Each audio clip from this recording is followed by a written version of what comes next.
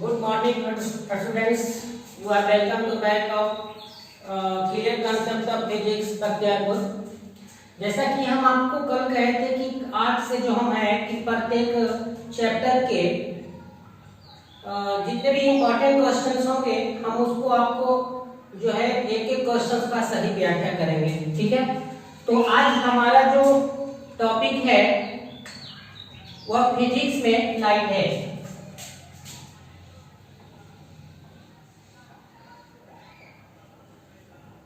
Physics light.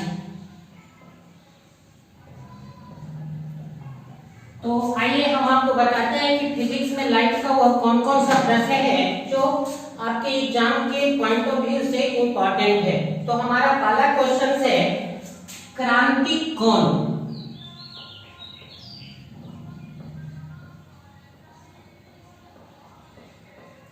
तो सबसे पहले हम जानेंगे कि क्रांति कौन होता क्या है या क्रांति कौन से क्या समझते हैं। इसको इंग्लिश में हम क्रिटिकल एंगल कहते हैं।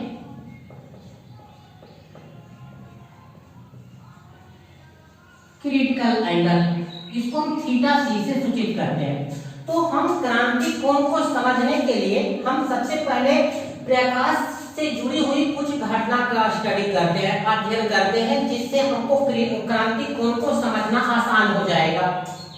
तो माय डियर स्टूडेंट्स, सबसे पहले हम बात करते हैं कि प्रकाश की वो कौन कौन सी घटनाएं होती हैं। जैसे देखिए ये कोई सतह है, यहाँ से जब कोई प्रकाश की किरण किसी सतह पे पड़ती है तो इस सतह के साथ तीन प्रकार की घटनाएं घटित होती है। इस पूरी घटना को इंटरफेरेंस ऑफ लाइट कहते हैं। तो जब कोई प्रकाश की किरण किसी सतह पर पड़ती है और सतह पर पड़ने के बाद इसका कुछ आंशिक मात्रा दिस इज इंपॉर्टेंट पॉइंट, इसका कुछ आंशिक मात्रा अगर उसी माध्यम में लौट जाती है तो प्रकाश की यह घटना प्रकाश का प्रवर्तन कहलाता है।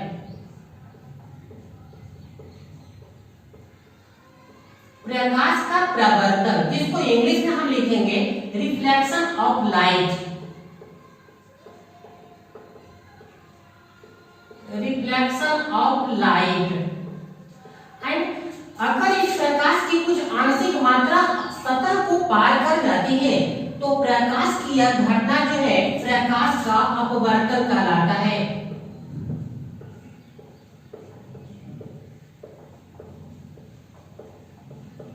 जिसको इंग्लिश में हम कहेंगे रिफ्लेक्शन ऑफ लाइट।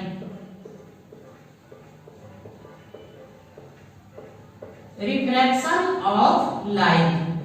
और प्रकाश का कुछ आंशिक मात्रा जो है ये जो सतह देख रहे हो इस सतह के द्वारा अवशोषित हो जाता है, जिसको हम बोलते हैं प्रकाश का अवशोषण हुआ है।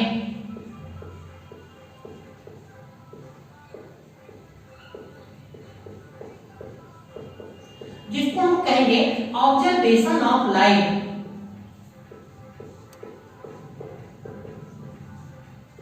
Observation of light.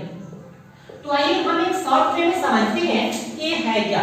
ये पूरी जो घटना है पूरी घटना को हम कहते हैं interference of light.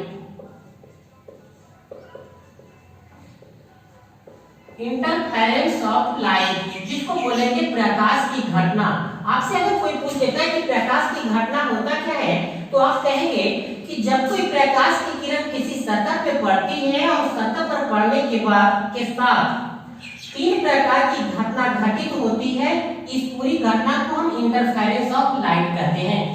After that प्रश्न उठता है कि प्रकाश का प्रवर्तन क्या है। तो जब कोई प्रकाश की किरण किसी सतह पे पड़ती है और सतह पर पड़ने के बाद उसकी कुछ आंशिक मात्रा उसी माध्यम में लौट जाती है तो प्रकाश की यह घटना जो है प्रकाश का प्रवर्तन कहलाती है। और फिर प्रकाश का अपवर्तन क्या है, तो जब कोई प्रकाश की किरण किसी सतह पे पड़ती है और सतह पर पड़ने के बाद उसी प्रकाश की कुछ मात्रा अगर सतह को पार कर जाती है तो प्रकाश की यह घटना प्रकाश का अपवर्तन कहलाता है। और फिर प्रकाश का अवशोषण क्या है कि जब कोई प्रकाश की किरण किसी सतह पे पड़ती है और सतह पर पड़ने के बाद उसकी कुछ आंशिक मात्रा सतह के द्वारा अवशोषित कर लिया जाता है तो प्रकाश की यह घटना प्रकाश का अवशोषण कहलाता है।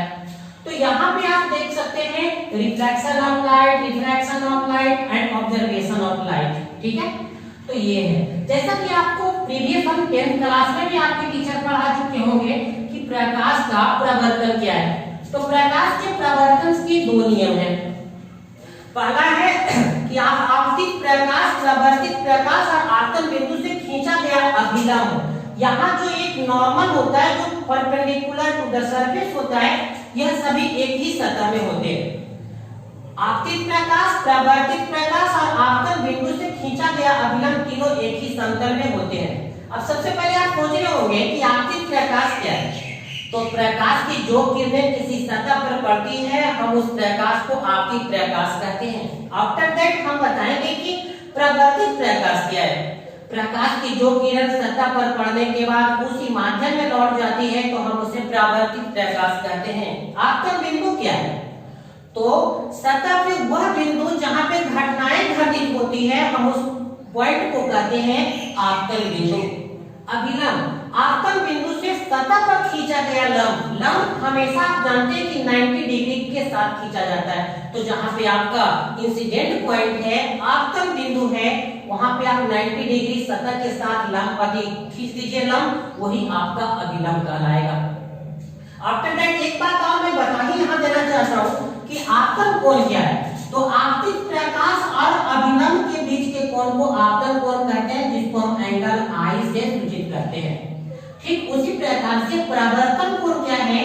तो परावर्तित प्रकाश और अभिलंब के बीच के कोण को हम परावर्तन कोण कहते हैं, जिसको हम एंगल आर से सूचित करते हैं। मेरे दोस्तों, यहाँ प्रकाश के परावर्तन का एक नियम है, angle I is equal to angle are.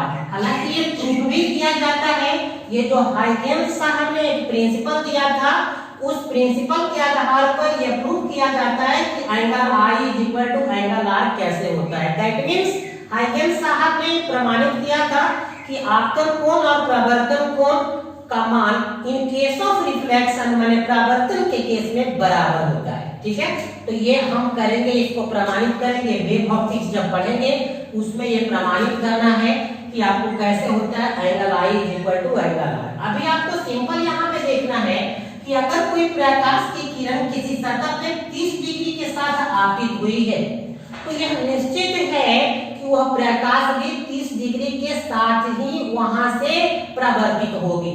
इसका मतलब है कि जितना के कोण से अगर कोई प्रकाश की किरण आई है, उतना ही के कोण से कोई प्रकाश की किरण वहां से रिफ्लेक्ट करेगी, चाहे वो एंगल 30 हो, 45 हो, 60 हो, जो भी एंगल हो, उन सभी एंगल के लिए यह लागू होता है।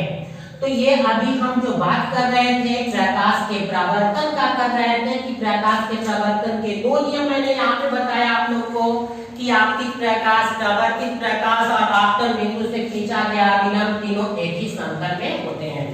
दूसरा इसका नियम था कि आपतन कोण का मान परावर्तन कोण के मान के बराबर होता है।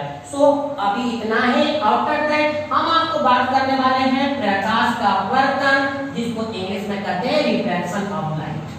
तो रिफ्रैक्शन ऑफ लाइट होता क्या है? जैसा कि मैं प्रीवियस में भी डिस्कस कर चुका हूँ कि जब कोई प्रकाश की किरण किसी सतह पर पड़ती है और सतह पर पड़ने के बाद इसी का कुछ आंशिक मात्रा अगर सतह को पार कर गई है, तो इस घटना को प्रकाश का अपवर्तन कहते हैं। प्रकाश के अपवर्तन को इस प्रकार से भी समझा जा सकता है कि जब कोई प्रकाश की किरण एक माध्यम से दूसरे माध्यम में पहुंचती है और पहुंचने के बाद वह अगर मुड़ जाती है, तो इस घटना को भी प्रकाश का अपवर्तन कहते हैं। कुछ बुक में ऐसा भी विवेचना आया है।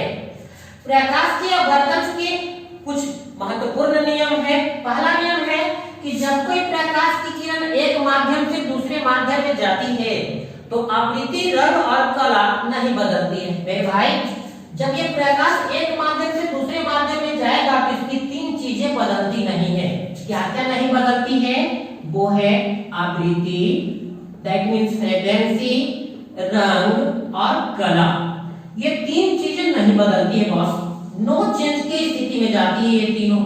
आखिर आप यहाँ सोच रहे होंगे कि why are not changed if medium is changed? तो क्यों नहीं बदलता है ये आवृत्ति, रंग और कला? तो मैं आपको बताता हूँ, आप भी ऐसे देख सकते हैं। कोई एक टॉर्च लीजिए लाल रंग का, हवा से टॉर्च को जलाइए, पानी में भी उसका रंग लाल ही दिखता है, जो इस बात को प्रमाणित करता है कि माध्यम के बदलने से रंग नहीं बदला है, माध्यम के बदलने से रंग नहीं बदला है। और एक चीज रोमर ने बताया था कि colour is determined by frequency not a wavelength. इसका मतलब है मेरे दोस्त कि रंग जो है रंग को आप समझ चुके हैं, और आवृत्ति भी क्या है कि रंग का निर्धारण जो है आवृत्ति करता है, और अगर रंग चेंज नहीं हुआ है तो आवृत्ति भी चेंज नहीं होगा। और कला दैट मींस स्टाइल, जो प्रकाश एक ही तरह से, अगर मान लेते हैं कि हवा में प्रकाश के चलने का स्टाइल ये है, तो जल में भी चलने का स्टाइल यही होगा। इसका मतलब है कि प्रकाश की कला चेंज नहीं हुआ है। हालांकि कला का मतलब और होता है, जैसे भाई वहां पे जिसको कला कहते हैं कि कहां से कोई प्रकाश उठा, लेकिन यहाँ पे कोई आपको दिक्कत नहीं है।